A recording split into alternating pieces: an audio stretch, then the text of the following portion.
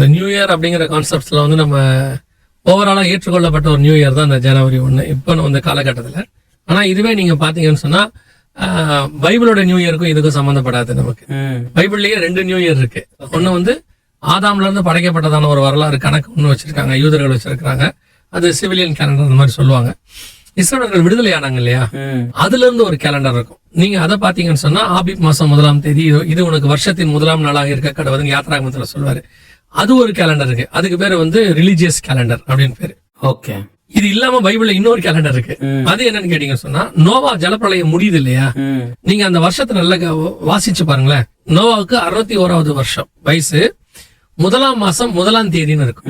அப்படி என்ன அர்த்தம்னா ஜலப்பிரளயத்தோட வெளியே வர்றாருல, நியூ இயர் ஆண்டவர் வந்து எல்லாத்தையும் முடிச்சுட்டு நியூ வேர்ல்ட ஸ்டார்ட் பண்றாரு. ஓகே. அப்ப அதுக்கு முன்னாடி இருந்த ஒரு 1650 1700 வருஷம் கணக்கிலே வரல. ஆமா, புரியுதா உங்களுக்கு? அதுல இருந்து கொண்டு வராங்க. ஆனா யூதர்கள் வந்து அதையும் கணக்கு சேர்த்து வச்சிருக்காங்க. நம்ம பிப்ளிக்கல் கணக்கு நம்ம சொல்றோம்.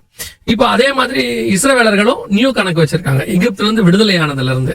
இப்போ வேர்ல்டு எந்த கணக்கு வச்சிருக்குன்னா கிரைஸ்ட் சிலுவையில் அறையப்பட்டதுல இருந்து கணக்கு வச்சிருக்கு. 3மே பிப்ளிக்கல் கணக்கு தான். ஓகே. 3 நியூ இயர் நீங்க எடுத்துக்கிட்டீங்கன்னா பிப்ளிக்கல் நியூ இயராக தான் இருக்கு. ஆனா இப்ப நமக்கு இப்ப நியூ இயர்னு சொல்றோம்ல, இப்ப வச்சிருக்கோம்ல, இது எதன் அடிப்படையில கொண்டு வந்ததுன்னு கேட்டீங்கன்னா, ஒரு 10ஆம் நூற்றாண்டுல கிரிகோரின்னு ஒரு ரோமன் கத்தோலிக்க ஃபாதர் இருந்தாரு. அவர் தான் நமக்கு இந்த கேலண்டர் உருவாக்கி கொடுத்தாரு. ஜனவரி 1 வந்து கேலண்டராக மாற்றப்பட்டது. அது வரைக்கும் ஜனவரி 1 வந்து நமக்கு டே 1 ஒன்று கிடையாது. இப்ப நீங்க பாத்தீங்கன்னா ரோமர்கள் வந்து பாத்தீங்கன்னு சொன்னா ஒரு கேலண்டர் யூஸ் பண்ணுவாங்க. அதாவது கிரிகோரிக்கு முன்னாடி நான் சொல்றேன். அந்த கேலண்டர் எப்படின்னு கேட்டீங்கன்னா டிசம்பர் 24 ஆரம்பிச்சு மே 24 வரைக்கும் இருக்கும். ஓகே. அது எப்படி ஆரம்பிக்கும் அப்படின்னு கணக்கு கேட்டீங்கன்னா, இப்போ நம்ம தூரத்துல போகிற சூரியன் பூமி சுத்தி பூமி கிட்ட சூரியன் கிட்ட வரும். அதனால மே மாசம் நமக்கு ரொம்ப சூடு இருக்குன்னு நம்ம சொல்றோம் இல்லையா. அத வந்து சோல் நாவியஸ் சொல்லி 2ஆ பிரிப்பாங்க. அங்க இருந்து பூமி வந்து சூரியனை விட்டு கொஞ்சம் தூரம் போகுது இல்லையா, அப்படியே தூரம் போக போக போக இந்த 2 அடிப்படையை வச்சுதான் கேலண்டர் வச்சிருந்தாங்க. அதன் அடிப்படையில தான் டிசம்பர் 25 வந்து கிறிஸ்துமஸ்ங்கிற கான்செப்டுக்கு அவங்க கொண்டு வந்தாங்க. இந்த மாதிரி நிறைய விஷயங்கள் இருக்கு. பட் இப்ப இருக்க கேலண்டர் நம்ம ஃபாலோ பண்றோம். ஜனவரி 1 இந்த ஜனவரி 1 கொண்டு வருவதுக்கு அவர் என்ன பண்ணாருன்னா ஒரு 15 நாள் வருஷ கணக்குல தூக்கிட்டாரு. காலங்களையும் நியமங்களையும் மாத்துவாங்கன்னு ஒரு வசனம் இருக்கு 7ஆம் அதிகாரம் தானியல்ல. இதை வந்து அவர் செஞ்சு டோட்டலா இதை மாத்திட்டாங்க. சோ இப்போ நீங்க சொல்லக்கூடிய நியூ இயர்ங்கிறது இப்ப நம்ம ஏற்றுக்கொண்டது, வேற வழி இல்லை. அதன் அடிப்படையில தான் நம்ம இருக்கிறோம். இதை அடிப்படையாக வைத்து பைபிள் கணக்கையோ நீங்க பண்ண முடியாது. சரியா? இன்னைக்கு இதை அடிப்படையை வச்சுதான் நம்ம நிறைய விஷயங்கள் வந்து பண்ணிட்டு இதை நம்ம ஸ்பிரிச்சுவலுக்கு பின்னாடி கொண்டு போகிறோம்ல. ஏன்னா நிறைய பேர் பிரதர் இந்த நியூ இயர்க்காகவே வெயிட் பண்ணிட்டு இருப்பாங்க. நிறைய டிசிஷன்ஸ் ரெசல்யூஷன் எடுக்கணும் அப்படின்னு. வேற நமக்கு நிறைய நாள் இருக்கு, ஆனாலும் கூட இந்த நியூ இயர்ல தான் இந்த ரெசல்யூஷன்ஸ் டிசிஷன் எடுக்கணும்னு சொல்லி நிறைய பேர் வெயிட் பண்ணிட்டு இருக்காங்க. அது உலகத்தினுடையதான ஒரு இயல்பு. உலகம் என்ன செய்யும்னு கேட்டீங்கன்னா, ஒரு இடத்துல இருந்து நம்ம ஸ்டார்ட் பண்ண ஒரு இடத்த பிக்ஸ் பண்ணிக்கிட்டாங்கன்னா அவன் சைக்காலஜிக்கலி அவன் வந்து என்ன செய்வானா, ஓகே இங்க இருந்து அது அவனுக்கு அவனே வச்சுக்கிறதான ஒரு விஷயம் தான் வச்சுக்கோங்களேன். அப்படி எல்லாரும் வச்சிருப்பாங்க. பையன் பாருங்களேன், டைம் டேபிள் கொடுத்த பிறகு படிக்க ஆரம்பிப்பான். எக்ஸாம் டைம் டேபிள் கொடுத்த பிறகு அவன் படிக்க ஆரம்பிப்பான். அந்த மாதிரி ஒரு இடத்துல இருந்து அவங்க பிக்ஸ் பண்ணி கொள்வாங்க தன்னை, இந்த இடத்துல இருந்து அப்படின்னு.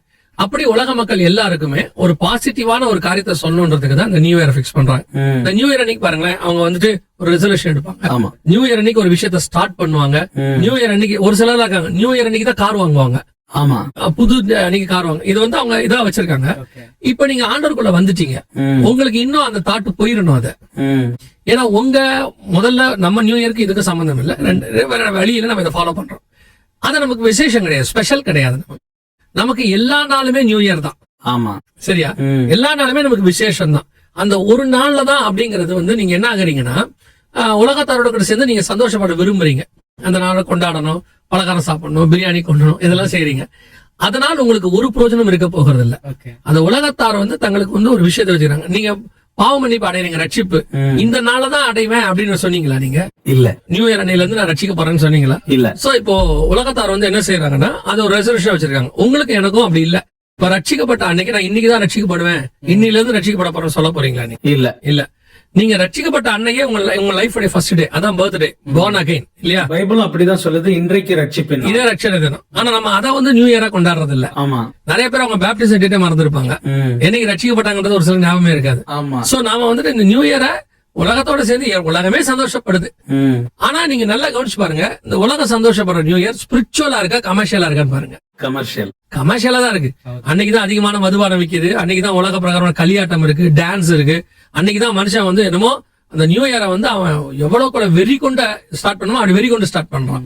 ஸ்பிரிச்சுவலா ஸ்டார்ட் பண்றோமா அப்படிங்கறது எங்க கான்செப்ட். ரெண்டாவது, அன்னைக்குதான் நம்ம நைட்டு வந்து போய் சர்ச்சுக்கு போனோம், அன்னைக்கு ஆல் நைட்டு அந்த ஒரு வாட்ச் நைட் சர்வீஸ் சொல்லுவாங்க. அது ஏன் வாட்ச் நைட் சர்வீஸ்ங்கிறத வந்து கொஞ்சம் கூட ஸ்பிரிச்சுவலி அவங்க யோசிக்க மாட்டாங்க. அது வந்து ஒரு இடத்துல இருந்து நமக்கு கொண்டு வரப்பட்டது, அடாப்டட். அது பிப்ளிக்கலி அப்படி கிடையாது, அது அடாப்டட். சோ அதனால வந்துட்டு நம்ம அதை அக்செப்ட் பண்ணிக்கிறோம், வேற ஒண்ணும் இல்ல. மத்தபடி ஸ்பிரிச்சுவலி நம்ம இதுக்கு எதுவுமே சொல்ல முடியாது. இது என்ன ஆகுதுன்னா பிரதர், நியூ இயர்ல நிறைய பேர் ரெசல்யூஷன் எடுக்கிறாங்க. நான் இன்னையில இருந்து பைபிளை கம்ப்ளீட் பண்ணணும், இன்னில இருந்து நல்லா ப்ரேயர் பண்ணணும். இது மாம்சத்துல அவங்க இந்த டிசிஷன் எடுக்கிறதுனால நிறைய நாள் இதை ஃபாலோ பண்ண முடியாததுனால 1 மாசம் இல்ல 50 நாள் பண்ணிட்டு கிவ் அப் பண்ணிடுறாங்க. நீங்க கேட்டபடி பாத்தீங்கன்னு சொன்னா, கிறிஸ்தவர்கள் வந்து அன்னைக்குதான் நான் வந்து பைபிள் ஆரம்பிக்கணும், இந்த வருஷத்துக்குள்ள இவ்வளவு பைபிள் முடிக்கணும், இவ்வளவு காரியங்கள் செய்யணும், ஒரு ரெசல்யூஷன் அன்னைக்கு எடுக்கிறாங்களா, அது கூட அவங்களுடையதான ஒரு பலகீனத்தினுடைய வெளிப்பாடு. பைபிளை படிக்கிறதுக்கு என்னைக்கு வேணாலும் இருக்கலாம், பட் அன்னைக்கு பண்ணாதான் இந்த விசுவாசியெல்லாம் ஸ்டார்ட் ஆகும், அன்னைக்கு சொன்னா இவங்க கேட்பாங்கன்னு ஒரு மைண்ட் செட் நமக்கு வந்துருச்சு. எல்லா நாளுமே நீங்க இப்ப நீங்க முடிச்சிட்டீங்க, நான் சொல்றேன், பைபிளை ஒரு வாட்டி படிச்சு முடிச்சிட்டீங்க, ஒரு 3 மாசத்துல முடிச்சிட்டீங்க, அடுத்த நியூ இயருக்கு வெயிட் பண்ணுவீங்களா? இல்ல. அடுத்து நீங்க படிக்க தானே போறீங்க. இது எதை குறிக்குது அப்படின்னு பாத்தீங்கன்னா, ஏதோ ஒரு இடத்துல நமக்கு வந்து ஸ்டார்ட் அப் பண்றதுக்கு ஒண்ணு தேவைப்படுது, இக்னிஷனுக்கு ஒரு தேவைப்படுது.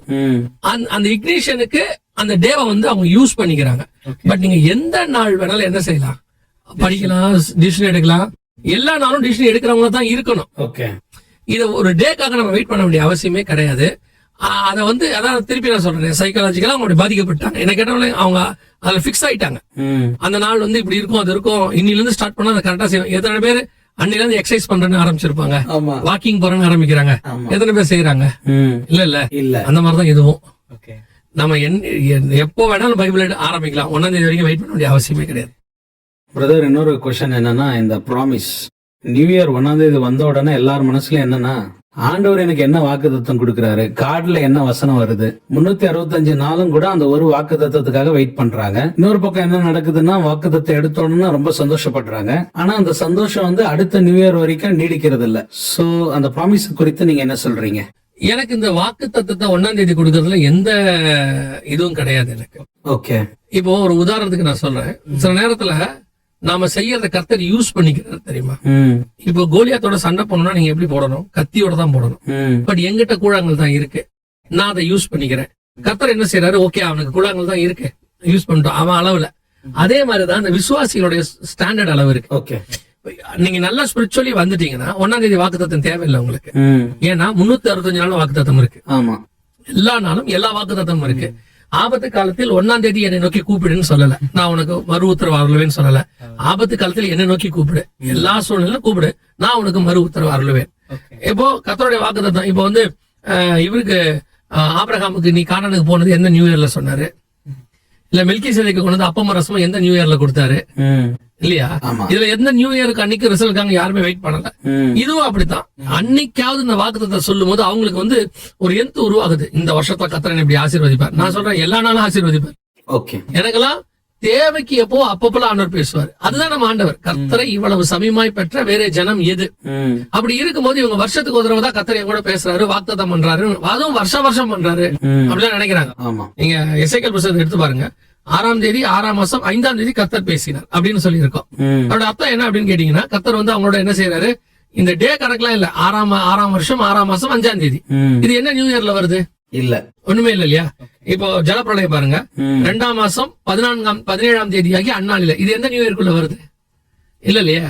சோ இந்த எதுக்கு சொல்ல வரேன்னா, அந்த நாள்ல கொடுக்குற வாக்கு தத்தம் இது ஒரு பீரியட்ல ஏதோ ஒரு நன்மைக்கு தான் ஆரம்பிச்சது. நான் பார்த்த வரைக்கும் கிறிஸ்தவத்துல இன்னைக்கு இருக்க பாரம்பரியம், ட்ரெடிஷன், மக்களை மூட நம்பிக்கையாக்குற எந்த ஒரு விஷயமும் ஒரு காலத்தில் நன்மைக்காக ஆரம்பிக்கப்பட்டதாக இருந்துச்சு. அது நாளடைவில் என்னவாயிடுச்சுன்னு கேட்டீங்கன்னா, மிஸ்யூஸ் பண்ணப்பட்டு விட்டது. கிதியோன் வந்து ஒரு ஏபோத் செய்வார். அந்த ஏபோத் பாத்தீங்கன்னு சொன்னா நல்ல விஷயத்துக்காக தான் அவர் செய்வாரு. பின்னாட்கள் அது கண்ணியா இருந்ததுன்னு இருக்கும். இப்ப ஆண்டவர் வந்து ஒரு வங்கல சர்ப்பத்தை வந்து வனாந்தரத்துல உயர்த்தி பிடிக்க சொன்னார். அவர் சொன்ன நோக்கம் நல்ல நோக்கம். எசேக்கியா ராஜா காலம் வரைக்கும் அந்த வெங்கல சர்ப்பம் பாத்தீங்கன்னு சொன்னா விக்கிரகமா அவங்களுக்கு மாறி இருந்துச்சுன்னு இருக்கும். ஒரு நல்ல விஷயம் நமக்கு எப்படி மாறுது. இதே மாதிரிதான் இவங்க சொன்ன வாக்கு தத்தங்கள். இந்த வாக்கு தத்தம் 1ஆம் தேதி கொடுக்கறதுங்கிறது இப்ப எப்படி ஆயிடுச்சுன்னா, என்னை பொறுத்த வரைக்கும் குறி கேட்கற மாதிரி ஆயிடுச்சு. அன்னைக்கு 1ஆம் தேதி ஆனா வாங்கணும், அந்த வாக்கு தத்த அட்டைக்கு அடிச்சுப்பாங்க, கேலண்டருக்கு அடிச்சுப்பாங்க. அது கிடைக்காட்டி அவங்களுக்கு என்னவோ மாதிரி ஆயிடும். சரி, வாங்கி கொண்டு போய் அந்த வாக்கு தத்தை நீங்க சுதந்திரிக்கிறீங்களா? அந்த வாக்குத்தத்தை இப்ப பாருங்க, பனியும் மழையும் பெய்யாது என்று எலியா சொன்னாரு. அதுக்காக கருத்தாய் ஜெபம் பண்ணினான்னு ஆமா யாக்கோபுல ஒரு விஷயத்த சொன்னா அதுக்கு ஜெபம் பண்ணணும், அப்பதான் அதை சுதந்திரிக்க முடியும். இவர் எங்க இருக்கு, ஆண்டவர் கானான் தேசத்துக்கு போனாரு. இப்ப இவர் விண்ணப்பம் பண்றாரு, எதனால நான் சுதந்திரத்துக் கொள்வேன், அப்பதான் அதுக்கு பதில் கிடைக்கும். இவங்க வாக்குத்தத்தை வாங்கிட்டு போயிருவாங்க, வாங்கிட்டு போய் கேலண்டர் போட்டுருவாங்க. அந்த கேலண்டரை மாத்த கூட மாட்டாங்க யாரும். ஜனவரி மாசம் போய் மாத்துறாங்களா, அடுத்த ஜனவரி புது கேலண்டர் வர வரைக்கும் இவங்க வீட்டுல ஜனவரியா தான் இருக்கும் அந்த வாக்குத்தத்தம். பிப்ரவரி மார்ச் வரவே வராது. அப்ப அந்த வாக்குத்தத்தோட ஸ்பெஷாலிட்டி என்ன, இவங்க வீடுகள்ல வாக்குத்தத்தம் என்பது வலிமையானது, அதுல மாற்றுக்கிறதே இல்ல. என்னையெல்லாம் வசனம் மட்டுமே வாழ வைக்குது, அந்த நேரத்துக்கு கர்த்தர் கொடுக்கிற வார்த்தை மட்டும் என்ன வாழ வைக்குது. ஆனா இங்க இந்த வாக்குத்தத்தம் மிஸ்யூஸ் பண்ணப்படுகிறது, அது ஒரு கவர்ச்சிகரமான காரியமாய் மாற்றப்படுகிறது. இன்னொன்னு என்ன ஆயிடுச்சுன்னா பிரதர், அந்த வாக்குத்தத்தம் எல்லாமே உலக ஆசீர்வாதமா இருக்கும். ஒரு எச்சரிப்பை குறித்தோ அல்லது நம்முடைய வாழ்க்கையை மாத்துற மாதிரி இருக்காது. எல்லா வாக்குத்தத்தத்துல நம்ம பார்த்தோம்னா பிளஸிங் தான் மெயினா இருக்கு. நீங்க டோட்டல் ஆதாம்ல இருந்து எடுத்துக்கோங்க, சீஷர்கள் வரைக்கும் ஒரு வாக்குத்தத்தம், ஒரு ஆசீர்வாதம் கட்டளை இல்லாமல் இருக்காது. சரியா? ஆண்டவர் சொல்வார், நீங்கள் சகலவற்றையும் ஆண்டு கொள்ளுங்கள். அதுக்கு முன்னாடி சொல்வாரு, பலுகி பெருகி பூமியை கீழ்ப்படுத்தி ஆண்டு, இந்த வேலையை செஞ்சா இது நடக்கும். ஆபிரகாம் சொல்வாரு, நான் உன்னை பெரிய ஜாதியாக்குவேன், நான் உன்னை ஆசீர்வதிப்பேன், நான் காண்பிக்கும் தேசத்துக்கு போ, நான் உன்னை பெரிய ஜாதியாக்குவேன். சோ இந்த கட்டளையை செஞ்சா இது நடக்கும். இப்ப புரியுதுங்களா? ஒவ்வொன்னும் கர்த்தர் ஒரு கட்டளை கொடுப்பாரு, அதுக்கு நீங்க செய்யணும். சரி, இப்ப பாருங்க, நியூ டெஸ்ட்மெண்ட்ல பொறுத்தவரைங்க பரிசுத்த ஆவியானவர் உங்களுக்கு கொடுக்க போறாரு. அது பிதாவின் வாக்கு தத்தம். பைபிள் அப்படிதான் சொல்லுது, பிதாவின் வாக்கு தத்தம் நிறைவேற நீங்கள் காத்திருங்கள் அப்படின்னு இருக்கு. பிதாவின் வாக்கு தத்தம் ஆகிய பரிசுத்த ஆவின்னு இருக்கு. எங்க இருக்கு?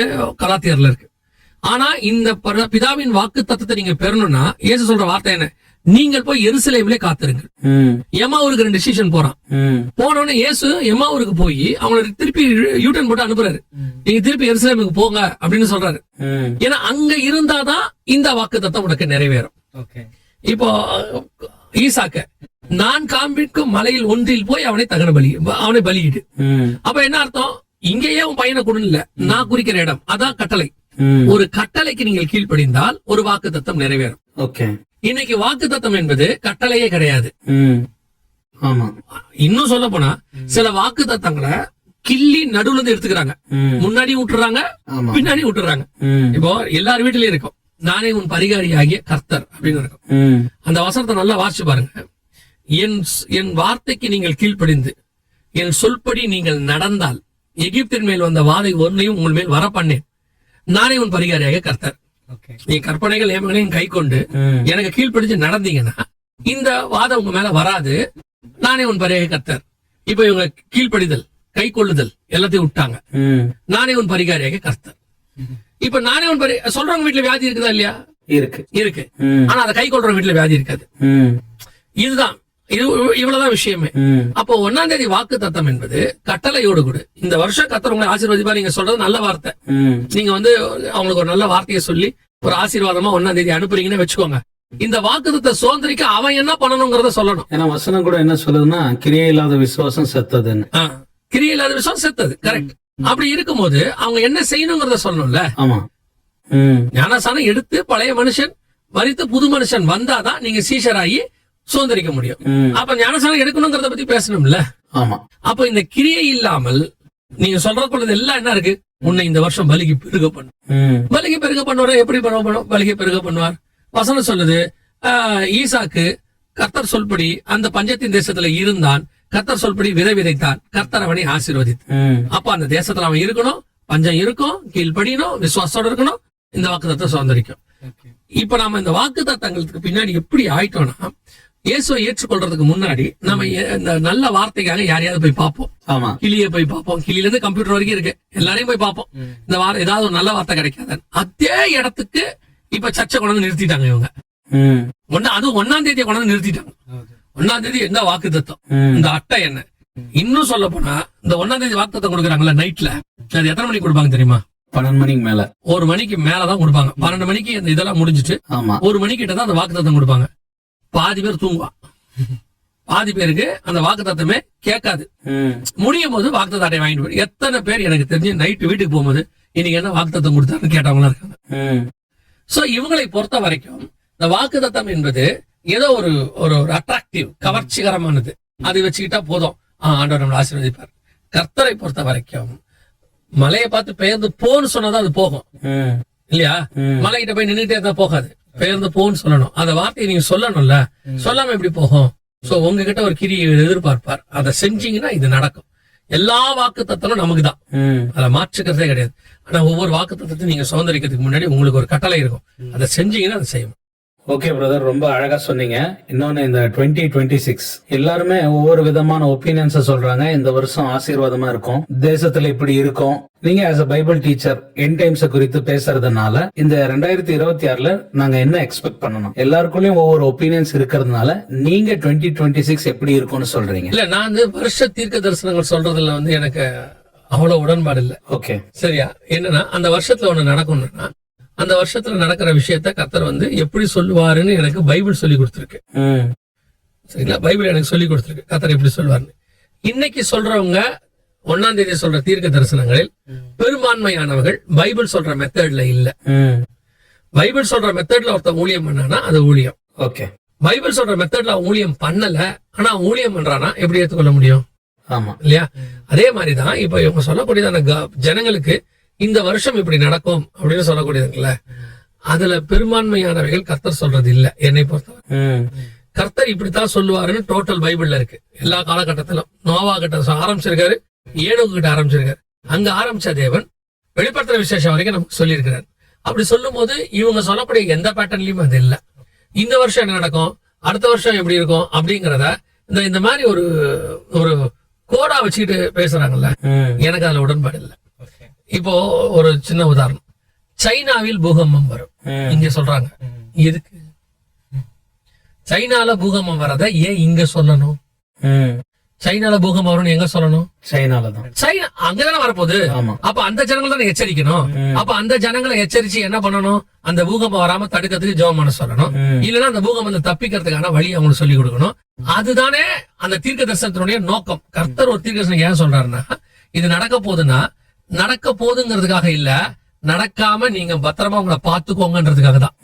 நினிவேக்கு ஏன் சொன்னாரு ப்ராபசி? அவங்க சாவணுன்றதுக்காக சொன்னாரா? இல்ல, காப்பாற்றணுன்றதுக்காக சொன்னாரு. ஈச் அண்ட் எவ்ரி ப்ராபசியோட பின்புலம் இவ்வளவுதான். Okay, each and every prophecy உங்களை காப்பாற்றுவதற்காக பக்தி விருத்திக்கு எதுவாக உரைக்கப்படுகிறது.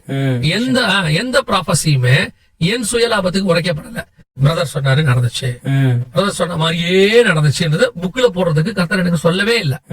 அந்த தீர்க்க தரிசனத்தோட விளைவு என்ன? அவனை திருத்துவது, அவனை மாற்றுவது. அவன் மாறிட்டானா அது நடக்காது. இப்ப இங்க என்ன பிரச்சனை தெரியுமா? அது நடக்கணும், அப்ப அவன் என்ன செய்யக்கூடாது? அவன் மாறக்கூடாது. அதான் இன்னைக்கு ஊழியக்காரனோட நினைப்பு. ஒரு தீர்க்க சொன்னா அது நடக்கலன்னா ஊழியக்காரனுக்கு பாதிப்பு. இவர் சொன்னாரு நடக்கல, ஜனங்க என்ன செய்வாங்க? இவரை கேவலமா பேசுவாங்க. அதனால இவர் நினைக்கிறாரு நான் சொன்னது நடக்கணும். ஆனா பரலோகம் என்ன சொல்லுது? நீ சொன்னது நடக்காம அந்த ஜனங்க பாதுகாக்கப்படணும், அந்த இருதயம் உனக்கு இருக்கணுங்கிற ஆண்டவர். கர்த்தர் எலியா கிட்ட சொன்னாரு ஆகாப் சாக போறான்னு சொன்னாரு. இப்ப எலியா போய் ஆகாப் கிட்ட சொல்றாரு நீ சாக போறேன்னு. ஆனா ஆகாப் அழுகுறான், கர்த்தர் அவனை மன்னிச்சுட்டாரு. இப்ப எலியா சொன்னது நடந்துச்சா இல்லையா? நடக்கல. எலியா யாரு? தீர்க்கதரிசி, பயங்கரமான தீர்க்கதரிசி. சொன்னது சொன்னா நடக்கும், அப்படியே பின் பாயிண்ட். இப்ப ஜனங்க என்ன சொல்லுவாங்க? எலியா சொன்னது நடக்கல. எலியா முந்தி மாதிரி இல்லீங்க. எலியா சொன்னா மழை பெய்யும், எலியா சொன்னா பனி பெய்யும், எலியா சொன்னா பெய்யாது. அப்படிப்பட்ட எலியா கர்த்தர் ஆகாப் சாவான்னு சொல்லி இருக்கிறாரு. ஆகாப் சாவலியே. அவன் வீட்டுக்குள்ள ஜெபம் பண்ணது இவங்களுக்கு தெரியாது, அவனை வீட்டுக்குள்ள மன்னிச்சதும் இவங்களுக்கு தெரியாது. இப்ப எலியாவுடைய ப்ரொஜெக்ஷன் எப்படி? அவர் ஒரு பெரிய ப்ராஃபட். இப்ப இல்ல, இத எந்த எலியாவும் விரும்புறது இல்ல. இவங்க என்ன நினைக்கிறாங்க? யோனா ஜனங்க மாதிரியே, யோனா இருக்கான்ல அவன மாதிரியே நான் சொன்னேன் அது நடக்கணும். நடக்காட்டி உங்களுக்கு வருத்தமாயிடும். நடந்தா சந்தோஷப்படுறாங்க. எப்படி சந்தோஷப்படுவீங்க? நீங்க சொல்லி 1,20,000 பேர் செத்துட்டான், நீங்க சந்தோஷப்படுவீங்களா? இல்ல. அப்ப மோசையோட இருதயமே உங்க இருதயமே வெவ்வேறாக இருக்கு. அவன் ஒருத்தர் கூட சாவ கூடாதுன்னு நினைக்கிறான். நீங்க எவனோ செத்து நான் சொல்லிட்டு அவன் சாவணும்ன்றான் இவன். அதான் தீர்க்கதரிசி டிஃபரன்ஸ். இன்னைக்கு தீர்க்க தரிசனம் என்பது இவ்விதமாய் தான் உரைக்கப்படுது. ஏன்னா தீர்க்க தரிசனத்து மூலமா ஜனங்க மனம் திரும்பணும், அதுதான் கர்த்தருடைய நோக்கமா இருக்கு. அதுதானே பிரபசி, வேற எதுக்கு தீர்க்க தரிசனம்? ஆமா. இன்னைக்கு என்ன நடக்குது? இவங்க எல்லாருமே தீர்க்க தரிசனத்தை ஒரு கிஃப்ட், ஒரு வரம், அத வந்து தன்னுடையதான ஊழியத்துக்கான ஒரு கமர்ஷியல் ப்ராடக்ட் அல்லது ஒரு விளம்பர மாடல் இருக்குல்ல, ஒருத்தர் வந்து அந்த விளம்பர மாடல் அதுக்கு அவங்க யூஸ் பண்றாங்க அவங்க ப்ராடக்ட்டை விக்கிறதுக்கு. அதே மாதிரி இவங்க மினிஸ்ட்ரியை நல்லா நடத்துறதுக்கு அந்த ப்ராபசி கிஃப்டை யூஸ் பண்றாங்க. அந்த ப்ராபசியை சொல்லி எப்படியாவது அது நடக்கணும்ன்றாங்க. நீ ப்ராபசி சொன்னீங்கன்னா சொல்லக்கூடிய விஷயம் பார்க்கணும் என்னன்னு. அந்த விஷயம் அழிவுக்குரியதா இருந்துச்சுன்னா அழியக்கூடாதுன்னு நீ ஜெபம் பண்ணணும். நிச்சயமா அந்த ஜனங்க மனம் திரும்பணும்னு ஜெபம் பண்ணணும். இன்னைக்கு அது நடக்குதா? சரி, ஒரு வருஷம் ஆரம்பிக்கும் போது தீர்க்கதரிசனம் சொல்றீங்க, வருஷம் முடியும் போது அது எல்லாமே நடந்துச்சா? யாரும் இதை செக் பண்றது இல்ல, யாருமே செக் பண்ணி பாக்குறது இல்ல. சோ இந்த வருஷம் முடிஞ்சு திருப்பி அடுத்த வருஷம் ரொட்டீனா ரிப்பீட்டா ஒரு 20-30 தீர்க்கதரிசனத்தை அடிச்சு விடுறது. சைனால ஆகும், ஜப்பான்ல ஆகும். நீங்க பைபிள் எடுத்து பாருங்க. நினிவேக்கு தீர்க்கதரிசனம் சொன்னா யோனா எங்க இருக்கணும்? நினிவேல இருக்கணும். ராஜாவுக்கு தீர்க்கதரிசனம் சொன்னா இவன் போய் யாரை போய் பார்க்கணும்? ராஜாவை. அப்போ ஜப்பானுக்கு தீர்க்கதரிசனம் சொன்னா நீங்க எங்க இருக்கணும்? ஜப்பான்ல. நீங்க கர்நாடகால உட்காந்துட்டு சொன்னா எப்படி சரியாகும்? ஆமா இல்லையா? பைபிள் கணக்குப்படி இப்ப யோசிச்சு பாருங்க. ஆவிக்குள் என்னை வனாந்தரத்துக்கு கொண்டு போனார், ஆவிக்குள் என்னை எலும்புகளின் பள்ளத்தாக்குக்கு கொண்டு போனார், ஆவிக்குள் என்னை பரலோகத்திற்கு கொண்டு போனார். எங்க ப்ராபசி சொல்லணுமோ அந்த இடத்துக்கு கூட்டு போயிட ஸ்பிரிச்சுவலி. ஆமா, நீங்க அங்கெல்லாம் போய் சொல்லணும் இத. ஆமா, அப்போ உங்க நோக்கம் தப்பா இருக்கு, நீங்க சொல்ற இடம் தப்பா இருக்கு. இந்த ப்ராபசியால் நீங்க என்ன செய்ய விரும்புறீங்கன்னா உங்க ஊழியத்தை வளர்க்க விரும்புறீங்க, அதை எக்ஸ்போஸ் பண்ண விரும்புறீங்க. நான் இப்பயும் சொல்றேன், தீர்க்கதரிசனம் அற்பமாய் நான் எண்ணல. தீர்க்கதரிசனம் மரம் உண்டு, நாடுகிறோம். நம்ம வந்து தீர்க்கதரிசனத்தை தூக்கி பிடிக்கிறோம். ஆனால் நீங்கள் என்ன தீர்க்கதரிசி, இது என்ன தீர்க்கதரிசனம் வந்து உங்களுக்கு தெரியணும். தெசலோனிக்கேயர்ல சொல்றாரு, ஆராய்ந்து பார்த்து நலமானதை பிடித்துக் கொள்ளுங்க. சோ இட்ஸ் ஃப்ரம் காட் அப்படின்னு உங்களுக்கு தெரியணும், அவ்வளவுதான். ஓகே, அது கர்த்தர் சொல்றாரு, நடக்குது. சோ இந்த வருஷத்தை பொறுத்த வரைக்கும் இப்படி நடக்கும் அப்படி நடக்கும்ங்கிறது எனக்கு உடன்பாடு இல்லை. தனிப்பட்ட முறையில என்ன கேட்டீங்கன்னு சொன்னா நடக்கிற சம்பவங்கள் பிப்ளிக்கலி பாக்குறோம். பிப்ளிக்கலி பார்க்கும்போது இந்த தீர்க்க தரிசன காரியங்கள் எருசலேம் நம்ம கண்ணுக்கு முன்னாடி வந்துச்சு. சோ இப்ப அடுத்த ஒரு வாருக்கான மேகம் சூழ்ந்து இருக்குது. இந்த வார் ஒண்ணு நடக்க வேணும் பைபிள்ல இருக்கு, இது இருக்கலாம், அவ்வளவுதான் நம்ம சொல்ல முடியும். நான் ப்ராஃபட் கிடையாது. ஒருவேளை சில ப்ராஃபட்ஸ் வந்தா இந்த வசனத்தை இந்த மாதிரி நடக்குதுன்ற துல்லியமா சொன்னாங்கன்னா we will going to accept. அவங்க 19 அடிச்சு விடுறாங்க, அதான் இப்ப முக்கியம். கொரோனா வந்த பிறகு எல்லா வருஷமும் தீர்க்கதரிசனம் பாருங்க, இந்த வருஷம் ஒரு பெரிய கொள்ளை நோய் வரும். கொரோனாக்கு முன்னாடி அப்படி ஒண்ணு இல்லவே இல்ல. ஆமா இல்லையா? இப்ப எல்லா ப்ராஃபட் பாருங்க, அநேகர் கொள்ளை நோய்கள் அவர்கள் மடிய போகிறார்கள். ரேண்டமா இருக்கு. இப்பவும் சொல்றேன், ப்ராபசி எனக்கு குறைச்சு மதிப்பிடல. சரியாய் சொன்னால் we are going to accept. நான் மக்களுக்கு சொல்ல விரும்புறேன், விசுவாசிகளுக்கு, இந்த மாதிரி தீர்க்கதரிசனங்களுக்கு பின்னாடி போகாதீங்க. உங்களுக்கு தீர்க்கதரிசனம் வேணுமா, முழங்கால் போடுங்க, ஜெபம் பண்ணுங்க, கர்த்தர் உங்களோட கூட பேசுவார். உங்ககிட்ட கர்த்தர் பேசுறதுக்கு நிறைய வழி இருக்கு. நல்ல வேதம் வாசிங்க, கர்த்தர் உங்களோட பேசுவார். வசனத்து வழியா பேசிடுவார். உங்க சபைக்கு ஒழுங்கா போங்க, உங்களோட ஊழியக்கார வழியா கர்த்தர் கரெக்டாக பேசுவார். இல்ல நல்லா ஜெபம் பண்ணுங்க, கர்த்தருடைய சத்தத்தை நீங்க கேட்க முடியும். இல்லையா நல்லா தூங்குங்க, சொப்பனத்துல கர்த்தர் பேசுவார். இதை விட்டுட்டு இந்த மாதிரி நீங்க தீர்க்கதரிசிகளுக்கு பின்னாடி 1ஆம் தேதி போறிய, அதோட அந்த தீர்க்கதரிசி மறந்துடுவாங்க. ஆமா, அது அநேகர் உங்களை வஞ்சிக்கிறதுக்கும் ஏமாத்துறதுக்கும் காரணமாக. பிரதர், ஃபைனலி 2026 நம்ம பாக்குறோம். எல்லா இடத்துலயும் ஆண்டவர் சொன்ன அடையாளம் தெளிவா நிறைவேறுது. So each and every believer கர்த்தருடைய வருகைக்கு எப்படி ஆயத்தப்படணும் அப்படின்னு நீங்க சொன்னீங்கன்னா அது கொஞ்சம் யூஸ்ஃபுல்லா இருக்கும். எல்லா வருஷம் வருகையும் நம்ம காத்தா இருக்கிறோம். இந்த வருஷம் கர்த்தர் வருவாருன்னு எதிர்பார்த்திருக்கிறோம். இந்த வருஷத்துல எப்ப வேணாலும் வருவாரு. சோ சபையானது ஒரு மணவாளனை சந்திப்பதற்கு, ஒரு மணவாட்டி எப்படி ஈவினிங் மேரேஜ் இருக்க போதுன்னா அவ எப்படி மத்தியானத்துல இருந்து ரெடி ஆவாங்க, சிலர்லாம் காலையில இருந்து ரெடி ஆவாங்க, ஒரு சிலர்லாம் முன்னாடியே பர்ச்சேஸ் பண்ணுவாங்க, ஷாப்பிங் பண்ணுவாங்க, எல்லாம் பண்ணுவாங்க, பத்திரிகை கொடுப்பாங்க. அது வந்து ஒரு ஆயத்தம். அந்த மாதிரி நீங்க ஆயத்தப்படணும். அதுலயும் குறிப்பாக அந்த கல்யாண நேரம் நெருங்க நெருங்க நெருங்க அவங்க பாத்தீங்கன்னா ஒரு படபடப்போட ஆயத்தம் ஆயிட்டே இருப்பாங்க. கடைசியா ஒரு செக்அப் பண்ணுவாங்க, எல்லாம் போட்டுட்டு முகம் நல்லா இருக்கா அது எல்லாம் பாப்பாங்கல்ல. அந்த மாதிரி மனவாட்டி தன்னை ஆயத்தம் பண்ணினால்னு இருக்கு. ஒவ்வொரு சர்ச்சுமே கர்த்தரை சந்திக்க ஆயத்தப்படுங்க. இந்த வருஷம் நடக்கட்டும். ஆண்டவர் சொல்றாரு, யுத்தங்களையும் செய்திகளையும் கேள்விப்படுவீர்கள், இவைகள் எல்லாம் சம்பவிக்க வேண்டியதே. அது பாட்டு நடந்துட்டு போகுது. அது உங்களை பாதிக்காதபடி அவர் பாதுகாத்துக் கொள்வார். அதுல மாற்று கருத்து கிடையாது. என்ன நடந்தாலும் அவர் வாதைவன் கூடாரத்தை அணுகாது, பொல்லாப்பு நேரிடாது, பாதுகாத்துக் கொள்வார். நம்ம வேலை என்ன? அங்க தலைப்புல சங்காரம் ஆகுது, எகிப்துல என்னவோ பண்ணிட்டு போறான். நம்ம வேலை என்ன?